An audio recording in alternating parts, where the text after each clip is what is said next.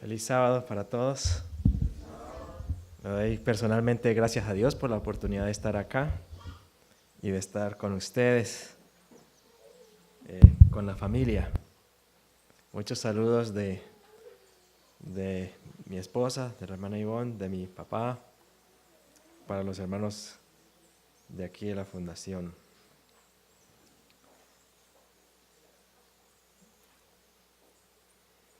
Hay una pregunta que puede sonar como extraña para nosotros, porque quizás nosotros pensamos que ya tenemos la respuesta. Pero quiero hacer esa pregunta en esta mañana y que reflexionemos al respecto. Y la pregunta es, ¿qué es verdad? Suena como una pregunta que nosotros manejamos el término la verdad presente y cosas similares, ¿cierto? Así que muchas veces damos por sentado que conocemos qué es verdad.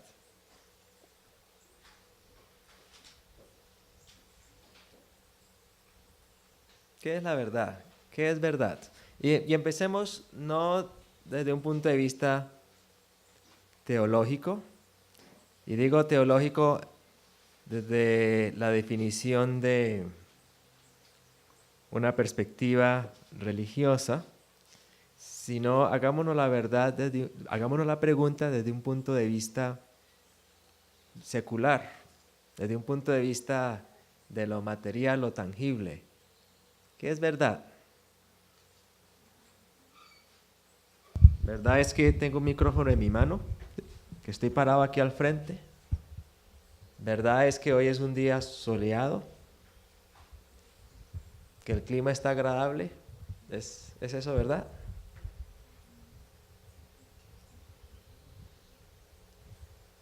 ¿Cómo sabemos que eso es verdad? Lo podemos ver, lo podemos sentir muy bien, lo podemos escuchar. Okay. ¿Es un hecho comprobado? Y quiero que miremos a través de la Escritura algunos principios que encontramos en ella para determinar qué es verdad. Así que vamos a empezar con 1 de Juan capítulo 1. 1 de Juan capítulo 1, el apóstol Juan está dando testimonio y dice así, 1 de Juan capítulo 1. A ver, muy bien.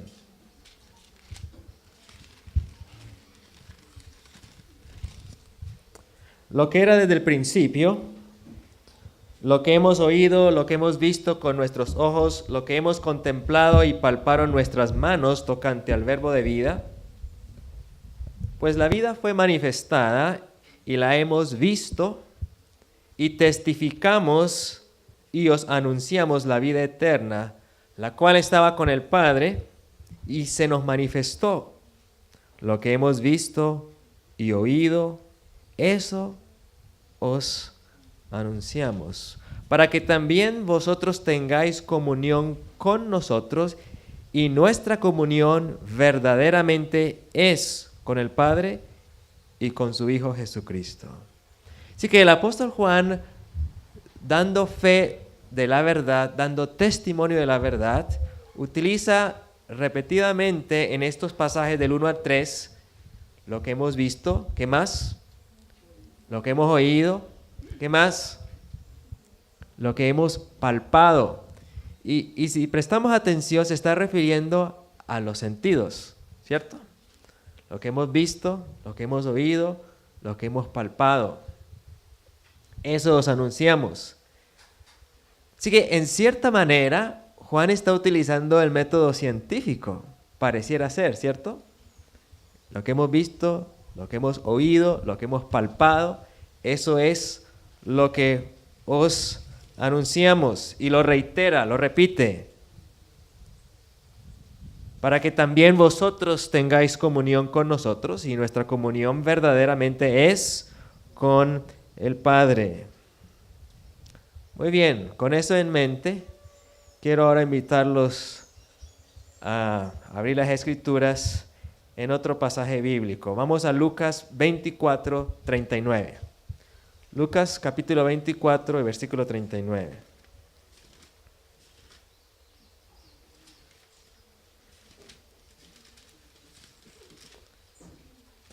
Muy bien. Dice aquí la palabra del Señor. Jesús está hablando. Vamos a leer desde el 36, ¿está bien? Del capítulo 24.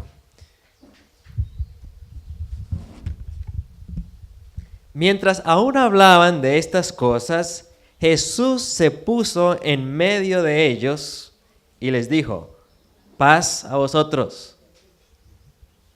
Ahora, Jesús se puso en medio de ellos. ¿Qué había sucedido con Jesús? Bueno, regresemos en la historia. Pocos días antes, Jesús había sido tomado, aprehendido en el Getsemaní, fue enjuiciado, lo lapidaron, finalmente lo crucificaron, murió, fue sepultado.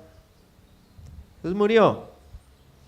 Todas las esperanzas de los discípulos quedaron destrozadas por el suelo. ¿Cómo así? El que creíamos que era el Mesías, muerto. Y en medio de esta realidad, porque vieron ellos que a Jesús lo tomaron preso, lo vieron arrastrado por la turba, lo vieron crucificado, colgando de la cruz, lo escucharon decir: Padre mío, ¿por qué me has desamparado? Lo escucharon decir: Juan, he aquí a tu madre, y mujer, he aquí a tu hijo. Y falleció. Vieron salir quizás el agua, el plasma de su costado. Vieron, sí, evidencia física, hechos fisiológicos, está muerto. Pero aquí dice que mientras estaban aún hablando estas cosas, Jesús se puso en medio de ellos y les dijo: paz a vosotros. ¿Y cuál fue la reacción?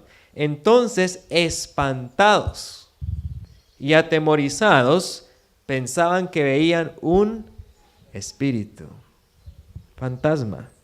Pero él les dijo: ¿por qué estáis turbados y vienen a vuestro corazón estos pensamientos? Mirad mis manos y mis pies, que yo mismo soy. ¿Qué le dice? Mirad mis manos, mirad mis pies. ¿Qué más? Palpad y ved, porque un espíritu no tiene carne ni huesos, como veis que yo tengo. Versículo 40. Y diciendo esto, les mostró las manos y los pies. Pero como todavía ellos de gozo no lo creían y estaban maravillados, les dijo: ¿tenéis algo aquí de comer? Entonces le dieron un trozo de pescado asado y un panal de miel. Él lo tomó y comió delante de ellos. Bueno, muchas cosas aquí.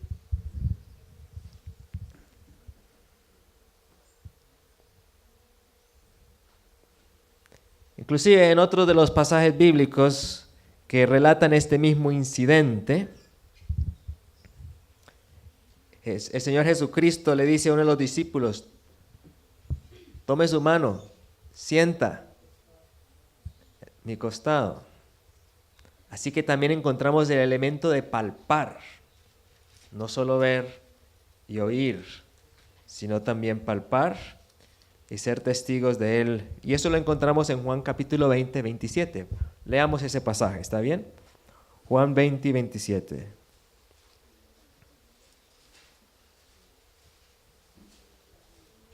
Vamos a leer un poquito desde atrás, desde el versículo 19, ¿está bien? Este es el mismo incidente relatado por otro testigo, y este fue un testigo presencial, Juan. Cuando llegó la noche de aquel mismo día, el primer día de la semana, estando las puertas cerradas en el lugar donde los discípulos estaban reunidos por miedo de los judíos.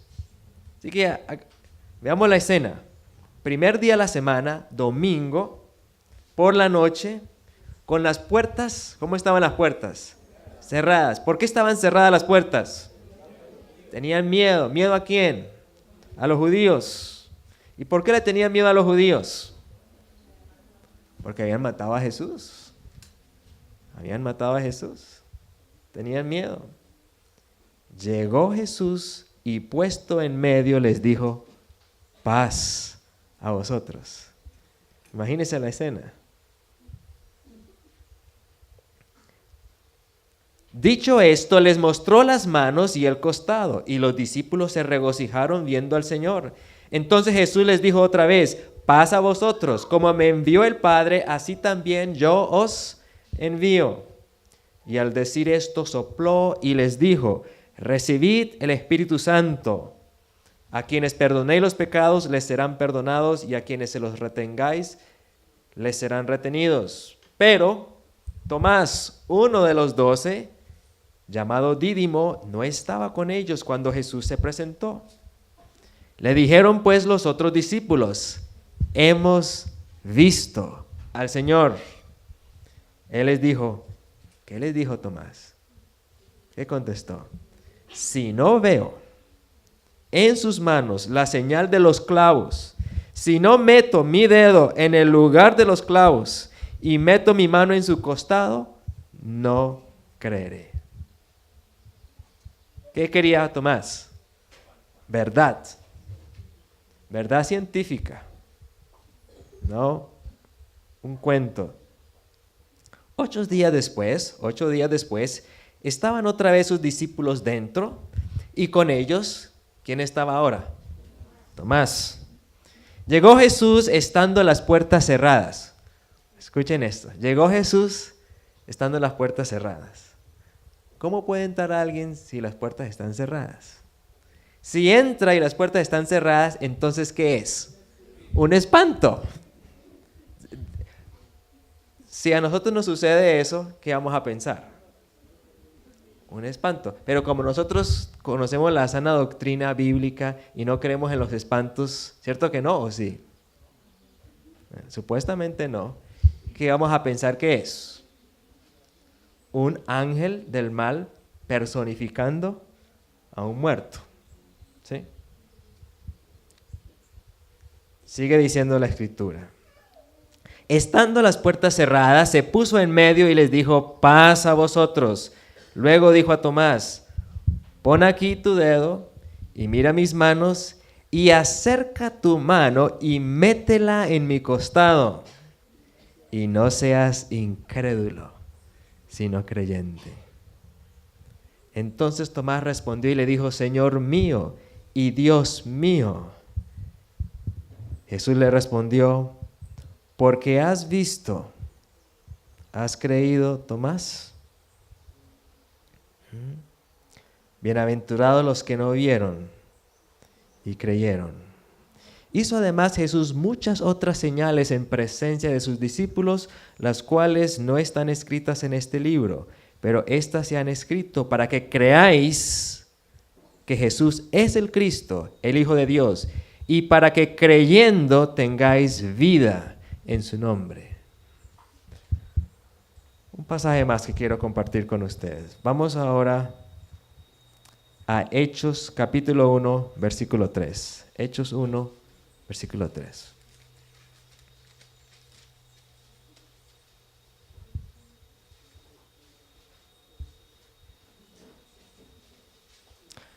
Bueno, leamos el versículo 1 al 3 del capítulo 1 de Hechos. En mi primer escrito, Teófilo, me referí a todas las cosas que Jesús hizo y enseñó desde el comienzo hasta el día que fue recibido arriba, después de haber dado mandamientos por el Espíritu Santo a los apóstoles que había escogido. A ellos también, después de haber padecido, se presentó vivo, con pruebas indubitables, irrefutables. Interesante. apareciéndoseles durante 40 días y hablándoles acerca del reino de Dios. ¿Cómo se presentó? Con pruebas que no tenían duda. Otras versiones dicen irrefutables. ¿Pero qué les presentó Jesús? Pruebas, evidencia. En la Escritura encontramos que Dios mismo utiliza el método científico, ¿sí o no? ¿En qué consiste el método científico? Ahora, yo digo esto y quiero aclarar algo. ¿Qué es la ciencia? Otra pregunta, ¿cierto? Bueno, hagámosla más sencilla. Supongamos que es el estudio de la materia. ¿Quién creó la materia? Dios. No debe haber divorcio entre el reino espiritual y el reino material, siendo que es el mismo autor, el mismo creador. Pero la ciencia se basa en lo que se puede ver, supuestamente. La ciencia verdadera se basa en lo que se puede ver y constatar. Ahora, los seres humanos, ¿podemos verlo todo y podemos comprobarlo todo? No podemos. Así que a pesar de que la ciencia es válida, la ciencia opera sobre ciertas premisas que quizás esas no haya la manera con nuestra visión limitada de confirmar que esas sí son ciertas. Y es allí en ese campo donde entran elementos como la teoría de la evolución. ¿Cuál es el origen de la vida y cómo fue el desarrollo? ¿Fue por creación o fue por evolución? ¿Quién estuvo presente y fue testigo de los hechos? ¿Estuvo Moisés presente? Porque Adán no escribió. Entra un elemento de creer sin tener evidencias científicas. Entonces, se puede creer con evidencia científica, pero hay ciertas cosas que para creer en ellas no vamos a tener evidencia científica debido a nuestras limitaciones como seres humanos. Bueno, habiendo dicho eso, vamos un pasaje más. Este va a ser en Hechos capítulo 4 y versículo 20. ¿Okay? Hechos 4, 20. Y sigue la lectura, pues vamos a estar con menos probabilidad de dormirnos. Es un estudio bíblico en esta mañana. Versículo 19 y 20 de Hechos capítulo 4. Juzgad, pero Pedro y Juan respondieron diciéndoles, juzgad si esto es justo delante de Dios. Obedecer a vosotros antes que a Dios. ¿Quiénes los habían congregado? El Sanedrín los había reunido en Jerusalén y les habían dicho que no divulgaran más entre el pueblo las buenas nuevas de un Cristo resucitado, ¿cierto? Y Pedro y Juan, estando delante de ellos, les respondieron, juzgad si es justo delante de Dios obedecer a vosotros antes que a Dios, porque no podemos dejar de decir lo que hemos visto y oído. No podemos dejar de anunciar ¿qué? Lo que hemos visto y oído. Y esa expresión, ¿qué significa? Que era verdad. Ustedes recuerdan que cuando Jesús resucitó, había un contingente romano cuidando la tumba. Y estos soldados, cuenta el deseado de todas las gentes, que salieron corriendo hacia la ciudad y cuando llegaron a la ciudad, ¿qué comenzaron a contar? Lo que habían visto y lo que habían oído.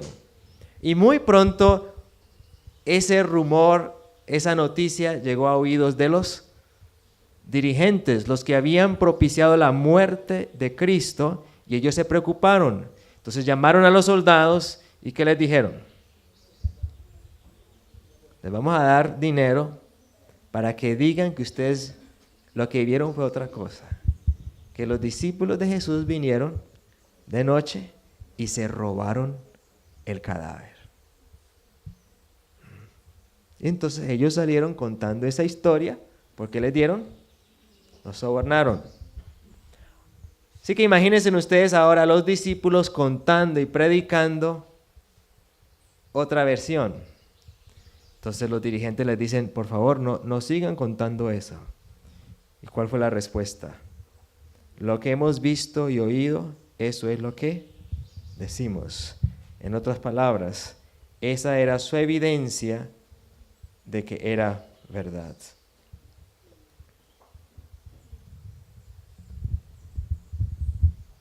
¿Qué sentimos nosotros? ¿Cómo podemos tener la certeza de que algo es verdad? Porque conocer la verdad da paz. Conocer la verdad da seguridad, da libertad, da seguridad. ¿Necesitamos conocer la verdad? Y si alguien viene y nos presenta la verdad y vemos evidencias que convencen los sentidos, ¿será que eso es verdad? Bueno, veamos algunos ejemplos. Vamos a ver otra perspectiva. Empecemos por Colosenses 2, capítulo 4. Y ahora vamos a empezar a ver pasajes bíblicos que hablan de ver, hablan de oír, hablan de palpar, pero no es verdad. ¿Ok? Primero que vimos, ver, oír, palpar como evidencia de que algo es verdadero. Ahora vamos a ver, palpar y oír y no es verdad. Empecemos por Colosenses capítulo 2, versículo 4. Me llegó allí. Los hermanos han llegado allí y yo todavía no he llegado al pasaje.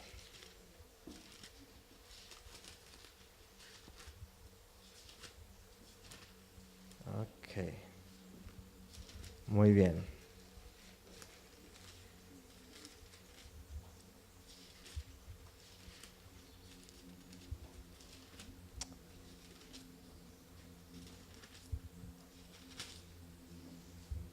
Dice así la palabra del Señor: esto lo digo para que nadie os engañe con palabras persuasivas.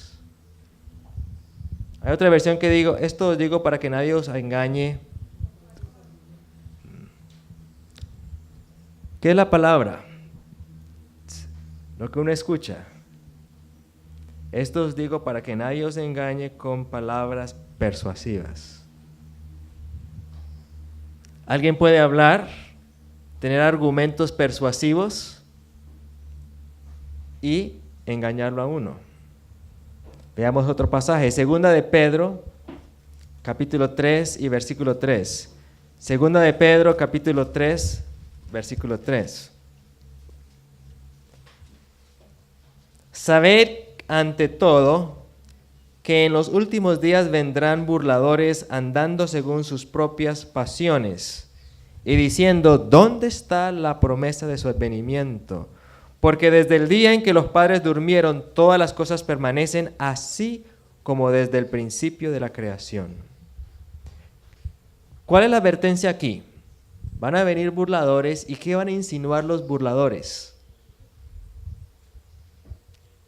No me refiero a las palabras, sino en sí qué situaciones están infundiendo.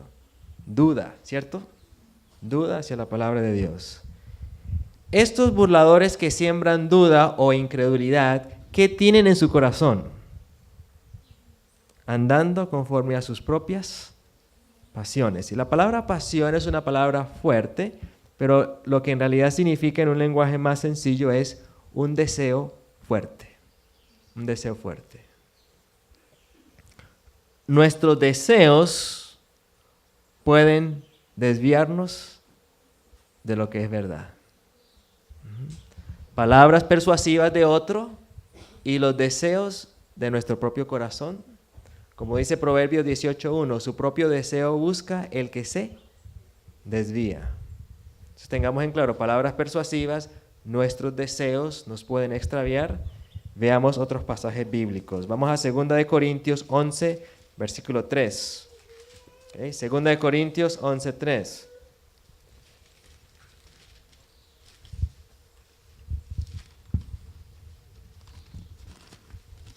Y esta está escrito como una advertencia.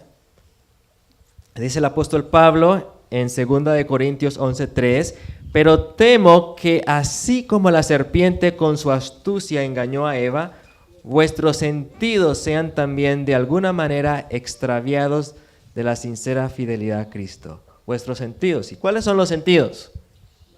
La vista, el oído, el olfato, el tacto, el gusto. Y hace referencia a un caso específico, Eva. Y si vamos a Génesis 3, ¿qué sucedió con Eva? Escuchó palabras persuasivas. Vio un fruto que era agradable a la vista. Lo tocó, lo probó y fue engañada. Entonces yo pregunto, por un lado la Escritura dice que para constatar lo que es verdad hay que ver, sentir, tocar, ¿cierto? Pero por otro lado, vemos al enemigo instando a mirar, tocar y probar y engañando. Entonces, ¿qué hacemos? El mismo método que me puede llevar a la verdad, los mismos medios y el mismo método que me puede llevar a la verdad, también me puede llevar a la mentira. ¿Sí o no? Vamos a Apocalipsis capítulo 13.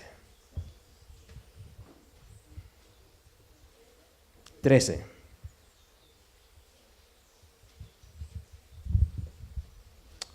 Apocalipsis capítulo 13 es un pasaje que conocemos como adventistas del séptimo día.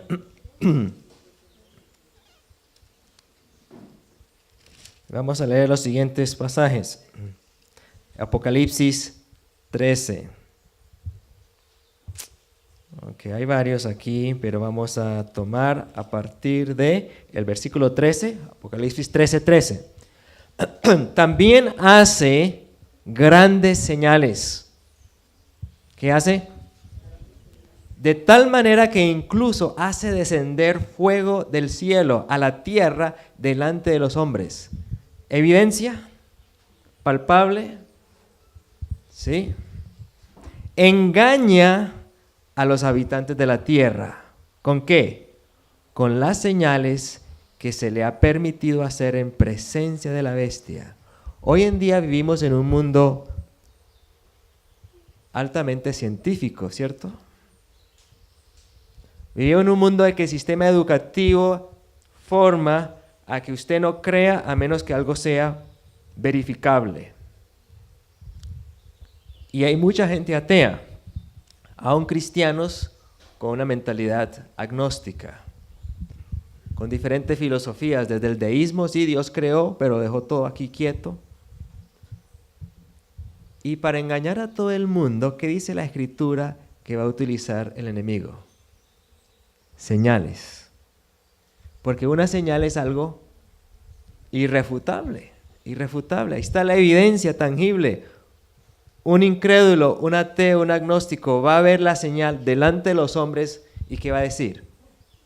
¿Es verdad? ¿Es verdad? Es verdad. A eso nos estamos enfrentando muy pronto. Señales y prodigios. Engaña a los habitantes de la tierra con las señales que se le ha permitido hacer en presencia de la bestia. Nosotros aún no hemos visto esto, pero hoy en día yo quiero que hagamos una aplicación práctica actual. Hagamos una pausa allí y repasemos. ¿Qué hemos visto?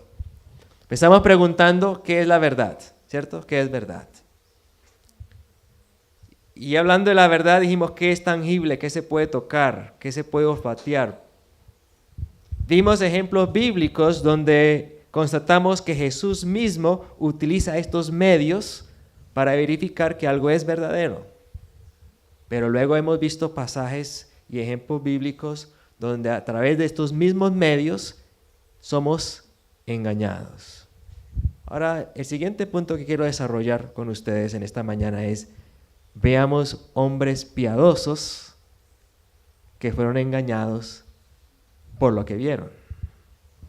Y vamos a empezar con Primera de Reyes, capítulo 19 y versículo 10.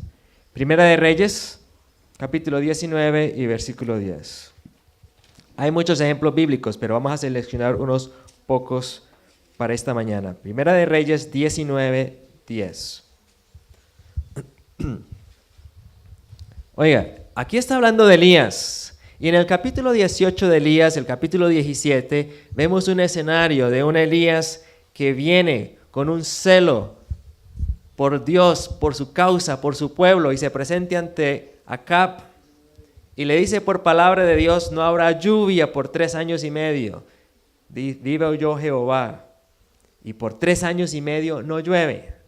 En el capítulo 18 vemos a ese mismo Elías en el monte Carmelo, y por oración de Elías ante Dios, ¿qué sucede? Lo de Apocalipsis 13. Fuego del cielo delante de los hombres. Y eso es otro estudio muy interesante. Pero ha sido una evidencia de algo poderoso el hecho de que haga descender fuego del cielo. Y el Señor va a permitir que el enemigo utilice ese elemento en el final para engañar. En Primera de Reyes, Dios lo permitió para confirmar. Y noten eso. Un hecho externo, fuego del cielo, en Primera de Reyes, capítulo 18, para confirmar la palabra de Dios. Un hecho, fuego descendiendo del cielo, en Apocalipsis 13, para confirmar, para engañar. ¿Ven? Lo mismo para confirmar o lo mismo para engañar en cuanto a los sentidos. Y entonces avanzamos y llegamos al capítulo 19. Elías ha corrido delante de la carroza, otra señal de parte de Dios, y llega a las puertas de Jezreel, y esa noche Jezabel le manda una noticia. Esa noticia era verdad. Palabras persuasivas. ¿Y qué le dice? Así traigan los dioses sobre mí el peor de los castigos, si mañana a estas horas no he puesto tu persona como la de uno de aquellos profetas a los cuales tú mataste a espada. Te voy a matar. Te voy a matar. ¿Y qué hizo Elías? ¿Creyó? Es Jezabel, imagínese. ¿Y qué hizo Elías? Salió corriendo. Y entonces leemos en el versículo 10, Dios le está preguntando, ¿qué haces aquí? Bueno, leamos el versículo 9.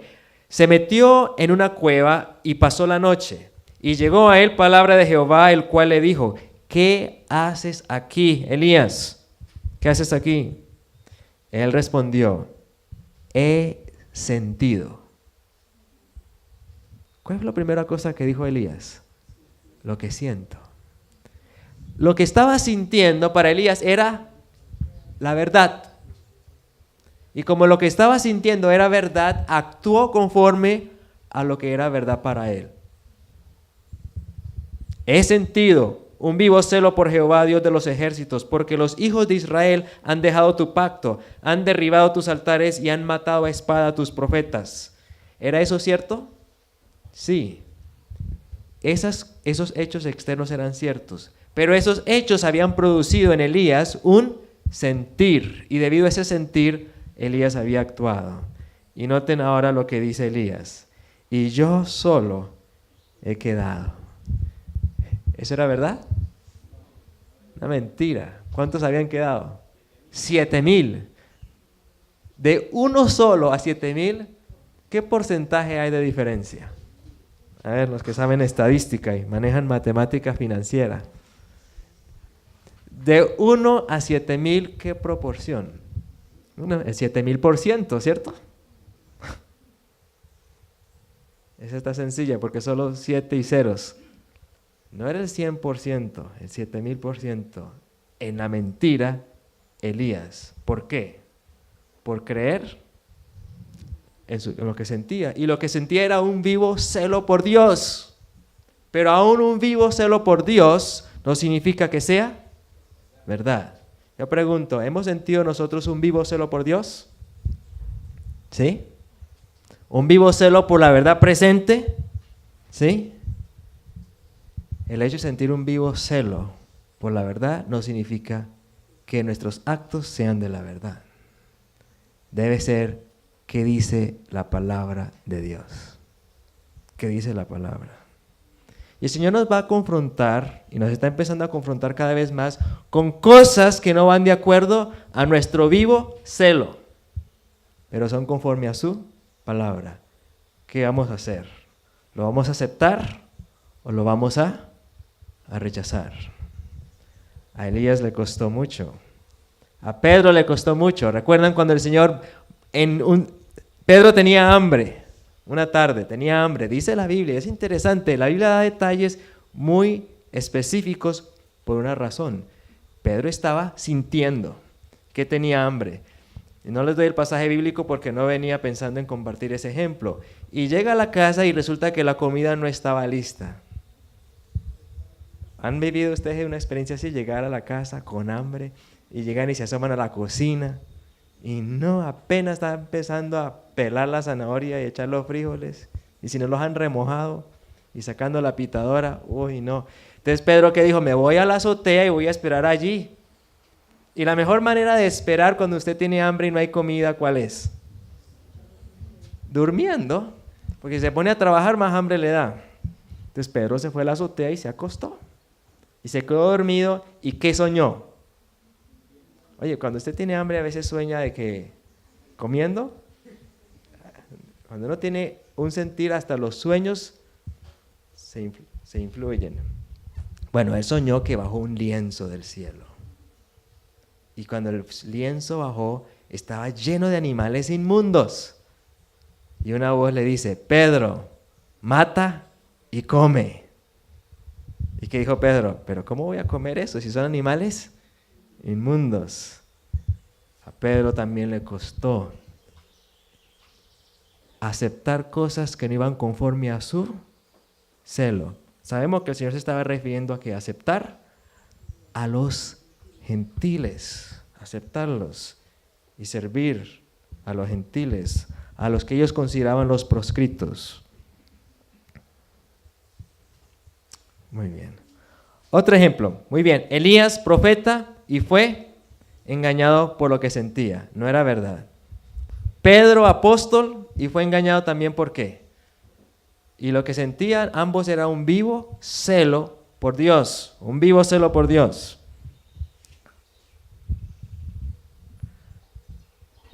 Como religiosos nosotros desarrollamos un celo por Dios, ¿cierto? ¿Recuerdan cuando los discípulos estaban con Jesús y resulta que había uno haciendo milagros que no estaba con ellos? Y fueron Juan y Jacobo y le dicen a Jesús, hay uno haciendo por allá milagros en tu nombre, y ese no es del grupo nuestro. ¿Qué le dijo Jesús? El que no está contra nosotros, con nosotros está. ¿Y estaba él con ellos? ¿Había estudiado con ellos? ¿Se había formado con ellos? ¿Se había preparado con ellos? No tenía nada que ver con el grupo de ellos. Pero como estaba haciendo la misma obra, ¿qué dijo Jesús?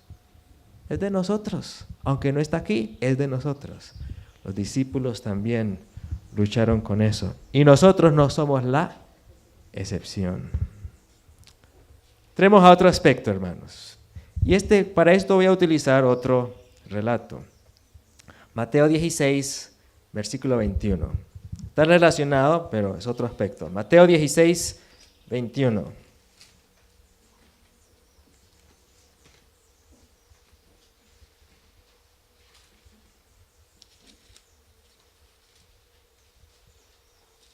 Muy bien. Desde entonces, Jesús comenzó a declarar a sus discípulos que le era necesario ir a Jerusalén y padecer mucho a manos de los ancianos.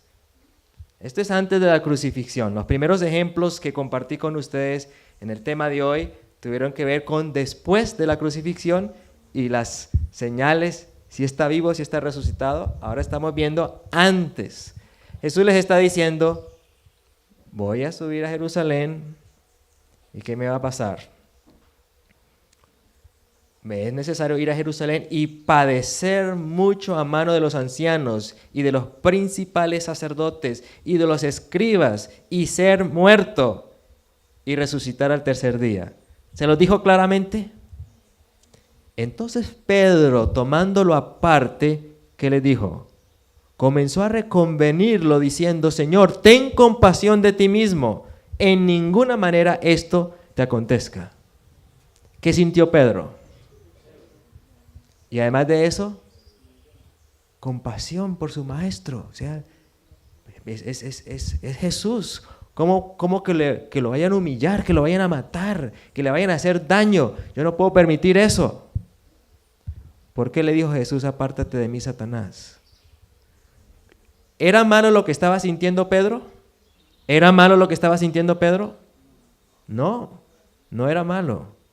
Pero lo que estaba sintiendo Pedro, que no era malo, lo estaba llevando a influenciar a Jesús a que rechazara cumplir su misión.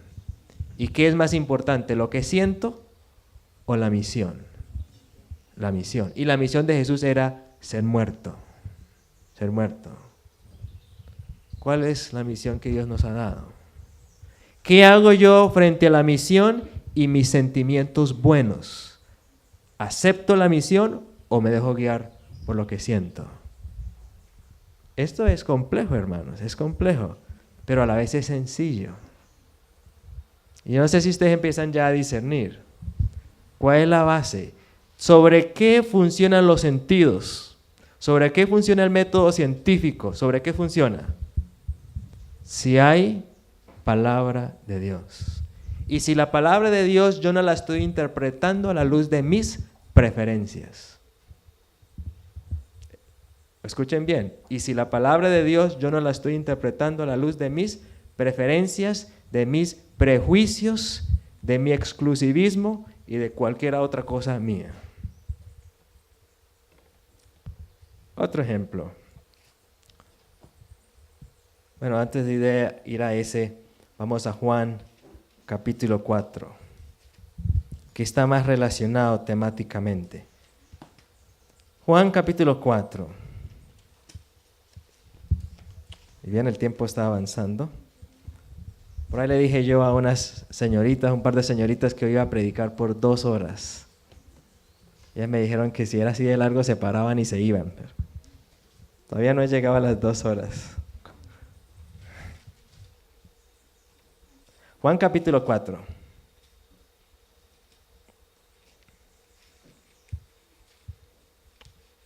¿Qué sucede en el capítulo 4 de Juan? Encuentro con la samaritana. ¿Quién era la samaritana? Esta historia ya la conocemos nosotros. Pues la samaritana era una mujer pecadora. ¿Cuántos maridos había tenido? Sí, no sabemos las circunstancias de cómo fue eso. No sabemos si fue que se le murieron y quedó viuda. No sabemos si fue repudiada y el hombre se fue con otra. No sabemos. Casi siempre asumimos que esa mujer era pecadora y punto. Pero la Escritura y el Espíritu de profecía no nos da los detalles de eso en gran... Pero lo más fácil es asumir que era pecadora, ¿cierto? Entonces, si vamos al lado como del sentido común, podemos coincidir con los fariseos. Pero además de ello, ella era samaritana. ¿Y quiénes eran los samaritanos? Los samaritanos se habían mezclado con los gentiles. Y su raza ya no era pura, sus costumbres no eran puras, y su adoración tampoco era pura. No adoraban en Jerusalén. ¿Dónde adoraban? En el monte de Gerizim. Veamos aquí la situación. Ella le dice, versículo 19 de Juan capítulo 4. ¿Están allí? Juan capítulo 4, versículo 19. Le dijo la mujer: Señor, me parece que tú eres profeta. Que ya le había dicho las cosas de su vida sin saberla, sin conocerla, era la primera vez que la encontraba. Me parece que tú eres profeta. Te tengo una pregunta, ya que me parece que usted es profeta. nuestros padres adoraron en este monte, pero vosotros decís que en Jerusalén es el lugar donde se debe adorar. Jesús le dice, mujer, créeme que la hora viene cuando ni en este monte ni en Jerusalén. La hora viene cuando no va a ser ni en ese atrio ni en este atrio. Vosotros, la hora viene cuando ni en este monte ni en Jerusalén adoraréis al Padre. Y luego le sigue diciendo, vosotros adoráis lo que no sabéis. Nosotros adoramos lo que sabemos, porque la salvación viene de los judíos. ¿Qué estaban haciendo los judíos con Jesús? Estaban tramando para matarlo. ¿Por qué dice Jesús la salvación viene de los judíos? Porque Dios había establecido al pueblo judío. Entonces le dice a la mujer, la hora viene donde no va a ser como usted lo ve, ni en Jerusalén ni en Gerizim. La hora viene que no va a ser eso. Pero ahora sepa algo, la salvación viene de los judíos. El Señor confió sus oráculos a ese pueblo. Pero la hora viene, versículo 23, y ahora es cuando los verdaderos adoradores adorarán al Padre en espíritu y en verdad, porque a tales adoradores busca el Padre. Porque también el Padre tales adoradores busca que lo adoren. Dios es espíritu y los que lo adoran en espíritu y en verdad es necesario que lo adoren. ¿Qué entendemos? La adoración, el culto a Dios, ¿cómo es? Es en espíritu y es en verdad.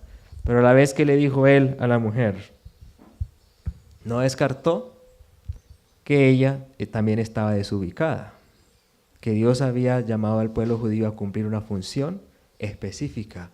Aunque el solo hecho de ser judío tampoco era garantía de qué.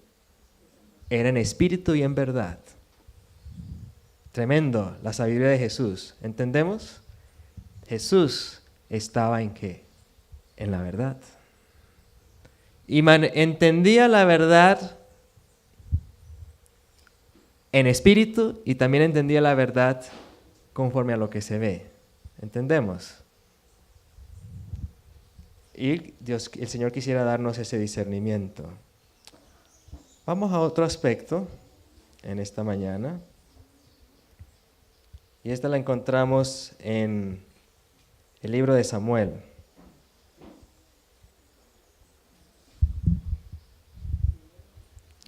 Segunda de Samuel, capítulo 13. ¿Ok? Primera de Samuel, capítulo 13.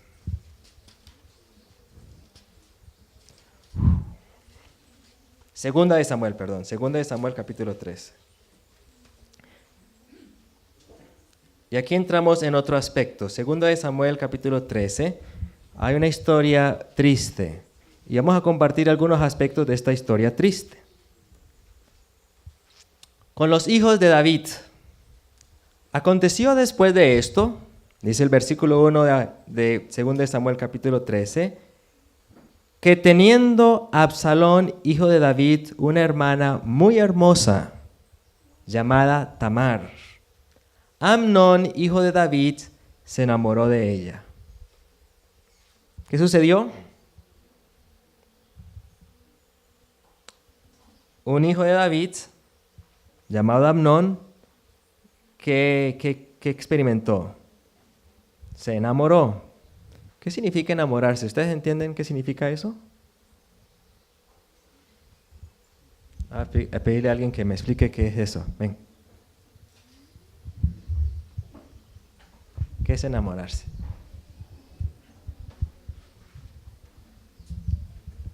Es sentir cierta atracción específica por una persona. Gracias, Jaimito. Así que, según la definición que nos dio el joven, Amnón sentía una atracción específica por Tamar. Y dice aquí en el versículo 1 que era muy hermosa. Y dice el versículo 2, estaba Amnón tan angustiado, o cambiémosle el término, ¿está bien? ¿Estaba Amnón tan enamorado? ¿Sí se puede hacer eso? Porque en el versículo anterior nos dice que estaba enamorado. Y estaba tan enamorado que cuando usted está enamorado se angustia. Quiero ver, ¿cuántos que se han enamorado se han angustiado? Bueno, hay algunas almitas honestas, los demás no quieren.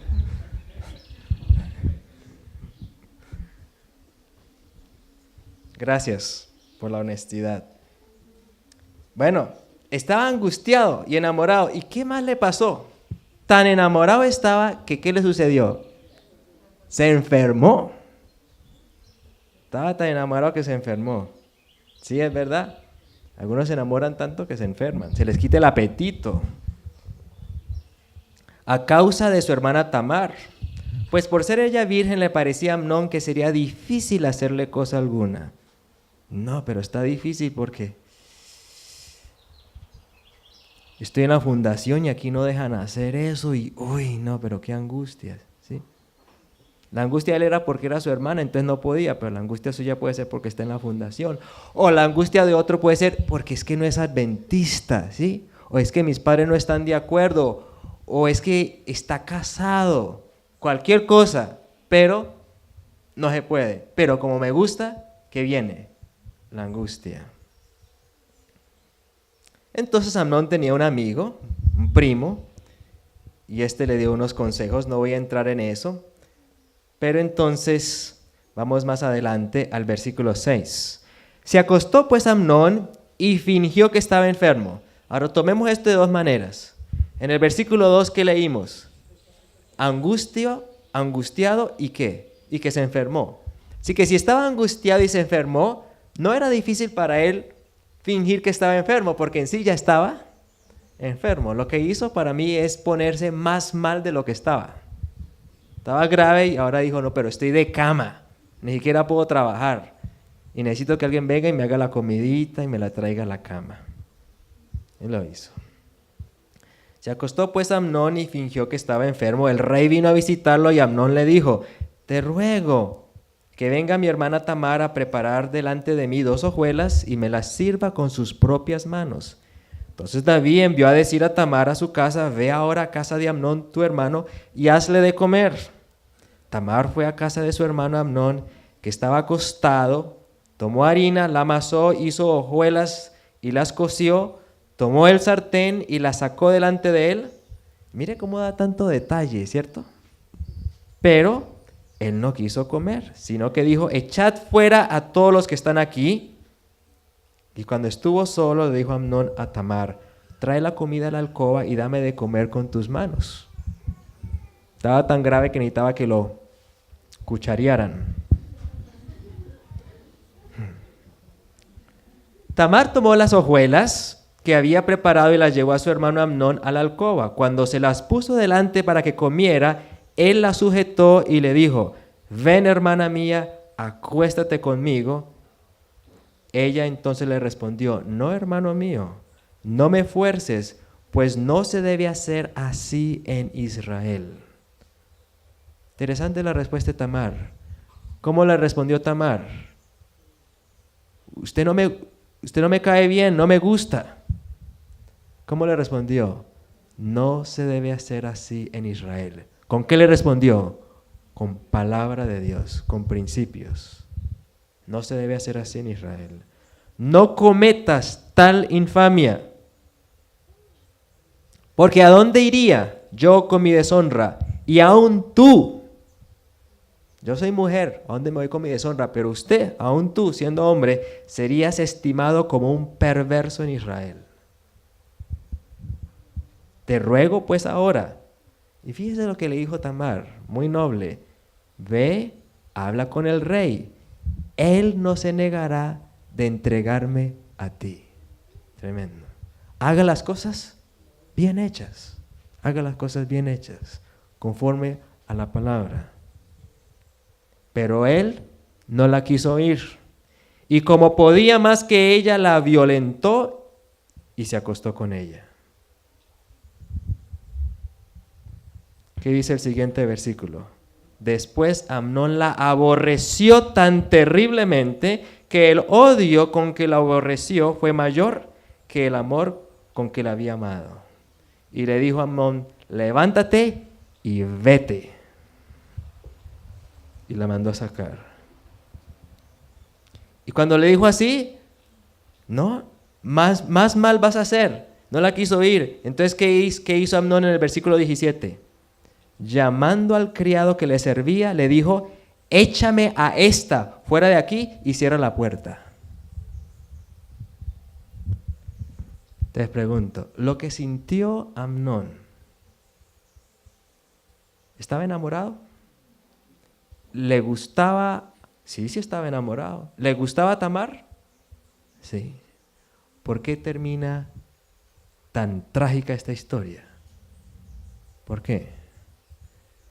Todo sentimiento. Ahora fíjese, en nuestro contexto esto suena como mal, pero quiero que piensen en lo siguiente. ¿Por qué Tamar le dijo a Amnón, habla ahora con el rey y él te entregará, me dará a ti? ¿Por qué creen ustedes que le dijo eso? Tamar era la media hermana de Amnón.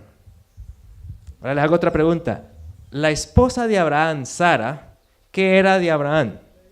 Media hermana. En esa cultura, en ese contexto histórico, casarse con una media hermana no era necesariamente pecado. En ese contexto, si se hacía de la debida manera. Así que no veamos esta historia simplemente como un incesto. Veámosla como un acto de impulsividad y no de hacer las cosas conforme el debido tiempo y el debido orden. ¿Ok? El sentimiento no era malo. El fin podría darse. No estaba totalmente excluido, aquí mismo lo dice. Pero la manera como se hizo, ¿cómo fue? Contraria a la palabra de Dios. El punto quiero decirles, usted puede enamorarse, usted puede sentir algo que en sí no sea malo, pero está siguiendo la palabra de Dios, el momento, el debido proceso, ¿lo está siguiendo? ¿O está siguiendo simplemente sus impulsos y sentimientos? Lo que sentimos, apreciados jóvenes y hermanos, así sea bueno, si no está guiado por principios, es un engaño. Así sea bueno, es un engaño. ¿Qué es verdad?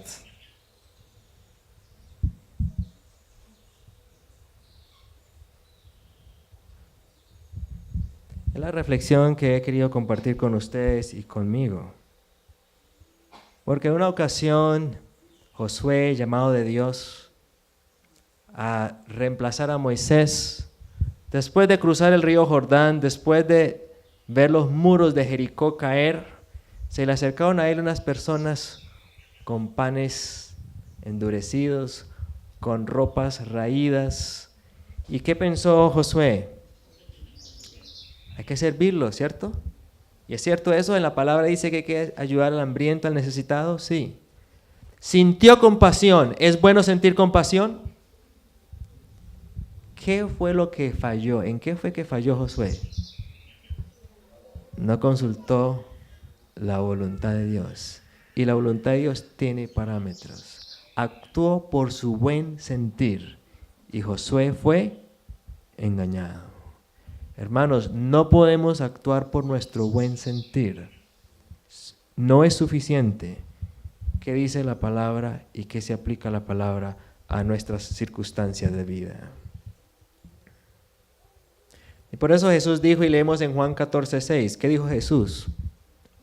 Yo soy la verdad. Jesús también indicó que su palabra era verdad en Juan 17:7, Juan 14:6, Juan 17:7. La palabra de Dios es verdad. Todo lo demás puede pasar, pero la palabra de Dios permanece para siempre. Hay situaciones donde nos encontramos y evaluamos toda la evidencia. ¿Y qué dice la evidencia? Pues como que no hay nada malo.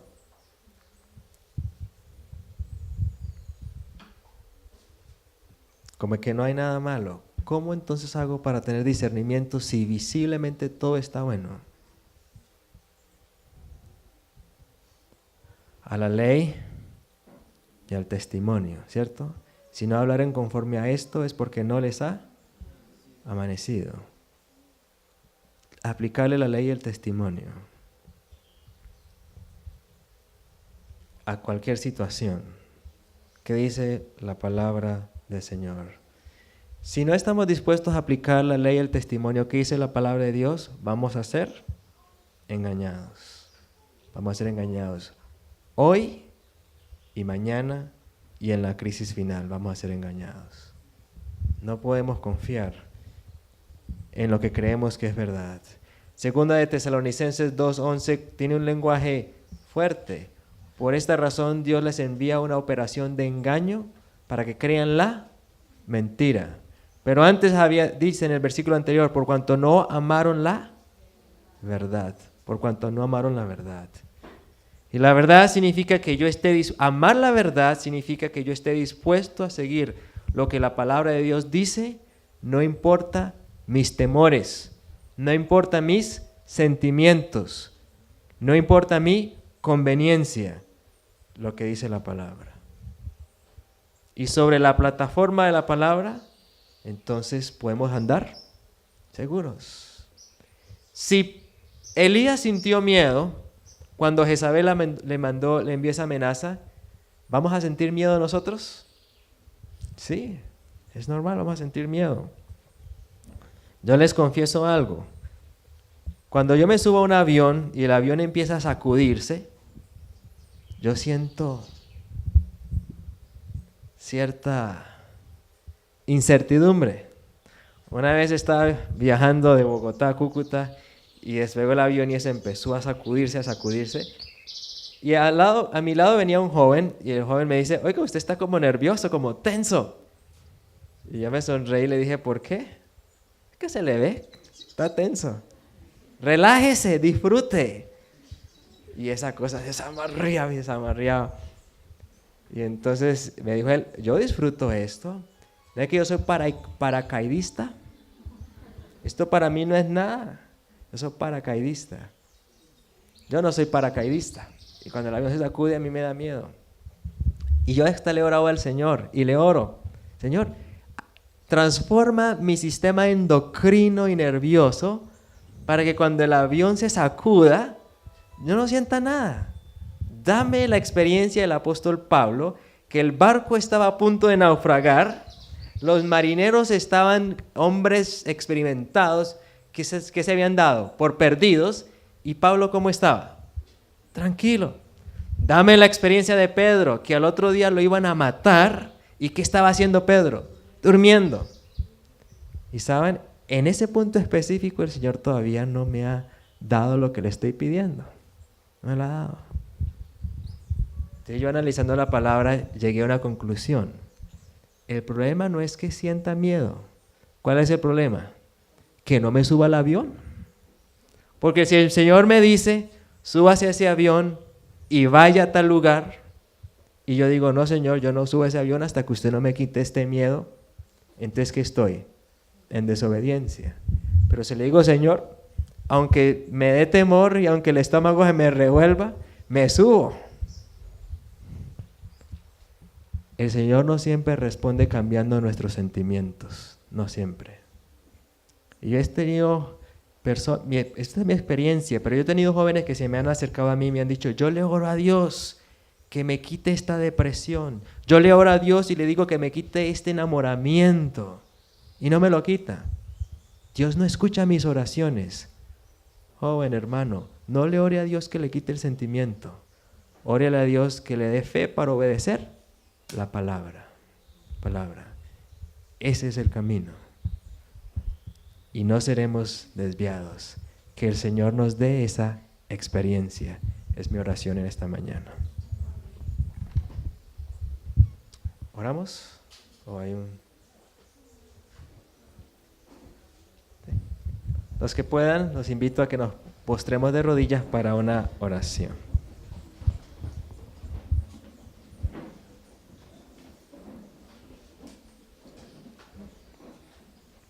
Amado Padre Celestial, muchas gracias por tu palabra.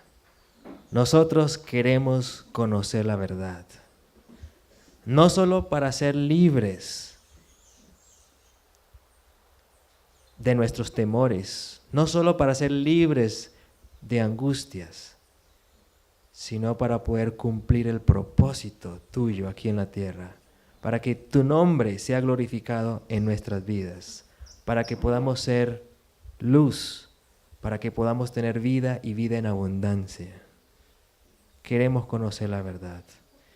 Señor, nuestros sentimientos, nuestras emociones, nuestras percepciones, aún nuestro vivo celo por ti, no es guía segura, solo tu palabra. Y tu palabra, Señor, nosotros tendemos a entenderla, a interpretarla a la luz de nuestros valores y de nuestros gustos, preferencias y opiniones. Líbranos también, Señor, de esos prejuicios y permítenos con humildad discernir tu voluntad y caminar en la verdad. Como jóvenes, como adultos, como padres, como hijos, te hacemos esta súplica y te lo agradecemos en el nombre de Jesús. Amén, Señor. Amén.